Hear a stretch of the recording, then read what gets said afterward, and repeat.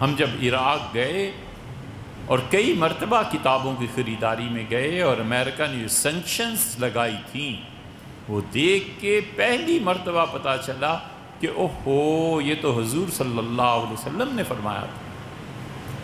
نبی کریم صلی اللہ علیہ وسلم نے فرمایا تھا کہ عراق سب سے پہلے شکار ہوگا، لا درہم ولا قفیز، دنیا اس کا بائیکاٹ کر دے گی، اور عراق میں تم دیکھو گے کہ ایک درہم، ایک سکہ باہر سے نہیں آئے گا، ولا قفیز، روٹی کا ایک ٹکڑا ان عراقیوں کو نہیں ملے گا۔ امریکن سینکشنز کو دیکھ کر پھر یقین ہوا کہ یہ وہی ہے۔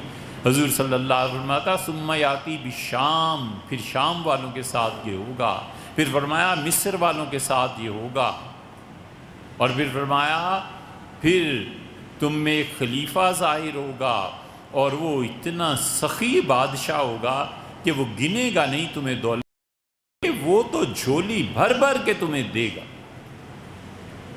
یہ فرمایا۔ اور پھر فرمایا کہ پھر جو یہودیت اور ان کا غلبہ ہوگا تو تم ٹھہر نہیں سکو گے، ایران، عراق، مصر، شام وغیرہ وغیرہ یہ سب کے سب تمہارے ہاتھ سے نکل جائیں گے۔ یعودون کما بدأتم، جہاں سے چلے تھے وہیں آ جاؤ گے، جہاں سے چلے تھے وہیں آ جاؤ گے، جہاں سے چلے تھے وہیں آ جاؤ گے، خیبر تک۔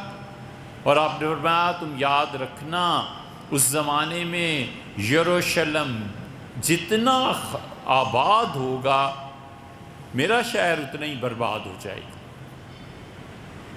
3 مرتبہ فرمایا حضور صلی اللہ علیہ وسلم، عمران بیت المقدس خراب اہل یثرب، 3 مرتبہ فرمایا کہ جتنا یہ اسرائیل، یہ یروشلم فرمایا آباد ہوگا اتنا ہی میرا شہر برباد ہو جائے گا۔ 3 مرتبہ یہ فرمایا تھا۔ یثرب اللہ نے لفظ استعمال کیا ہے، 3-4 ہجری تک یہ لفظ یثرب مسلمانوں میں عام طور پہ استعمال ہوتا تھا، پھر جب اللہ نے قرآن میں سے مدینہ کہا نا، پھر مسلمانوں نے اسے مدینہ منورہ کہا۔ یہ سب چیزیں سامنے، عراق پہ سینکشنز ہوئیں، اور ہم ظاہر ہے کہ کتابوں کی دکانیں جب بند ہوتی تھی تو کہیں نہ کہیں گھومتے پھرتے، ایک دن خیال ہوا ایک دوست کے ساتھ کہ ہسپتال دیکھتے ہیں، اسکول دیکھتے ہیں، یا کہ ایجوکیشن سسٹم کیسے۔ ہم نے ایجوکیشن سسٹم یمن میں دیکھا، ہم نے ایجوکیشن سسٹم جرمنی میں دیکھا، ایجوکیشنل سسٹم سعودیہ کا دیکھا، دنیا کی خاک چھانی اور ایجوکیشنل سسٹم دیکھتے رہے۔ امریکہ برطانیہ تو گویا اپنے گھر کی بات۔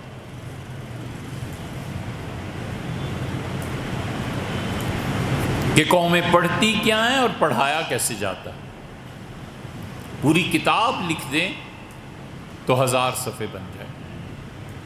عراق کے ہاسپٹلز میں جب گئے تو چیخ و پکار کی آواز تھی، لوگ چیخ رہے تھے۔ ہم نے کہا یہ کیا ہے، گھبرا گئے۔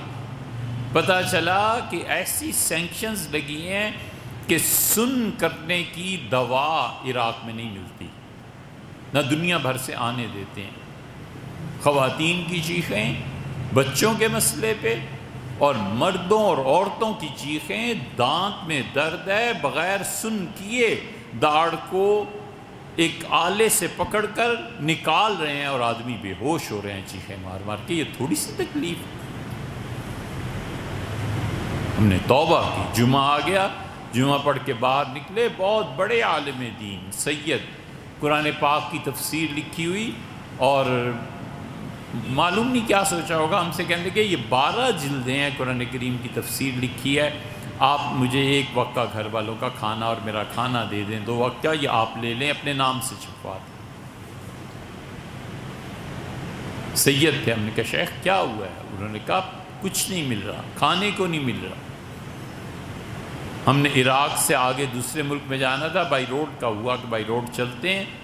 عراق پہنچ کے اس کی سرحد پہ میجر جنرل کھڑا تھا، اور جب کرنسی انہوں نے چیک کی تو بہت سے سکے تھے، وہ سکے سارے انہوں نے رکھ لیے اور کہنے لگے کل عید ہے، میرے بچوں کے کام آ جائیں گے، اور اتنے پیسے اور دو۔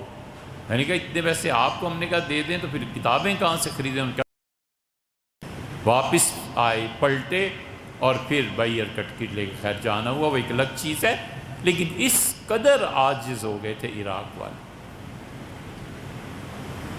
بے نظیر بھٹو صاحبہ کے ایک ایسے سیاسی رہنما تھے جو کچھ تھوڑی بہت واقفیت تھی، ہم نے ان سے کہا کبھی کام کا نہیں کہا، کہنے لگے کہیں جی کام، میں نے کہا ان سے کہیں بے نظیر صاحبہ سے کہ خدا کا واسطہ ہے دوائیاں تو کم سے کم بھیجیں۔ پہلی مرتبہ بے نظیر نے اپنے دور میں ایک دوائیوں سے بھرا ہوا جہاز بھیجا اور فرانس نے اس کی حمایت کی، نیو یارک نے اس کی مخالفت کی کہ یہ کیا کر رہے ہو، یہ عالمی معاہدے ہیں اور یہ ہے۔ آپ جانتے ہیں اس وقت ایران کی کیا حالت ہے؟ ایران کے لدے ہوئے جہاز بندر عباس پہ اور دوسری ان جگہوں پہ کھڑے ہیں اور مکئی لدی ہوئی ہے، سینکشنز نہیں جا سکتے۔ وہ جو مکئی ہے، اناج ہیں جن ملکوں میں ایران بھیجتا ہے، وہاں لوگ کیا کھائیں گے؟ اور ایران پہ سینکشنز ایک مرتبہ لگ گئیں تو پتہ پھر چلے گا کہ سینکشنز ہوتی کیا ہیں ہمارے زمانے میں۔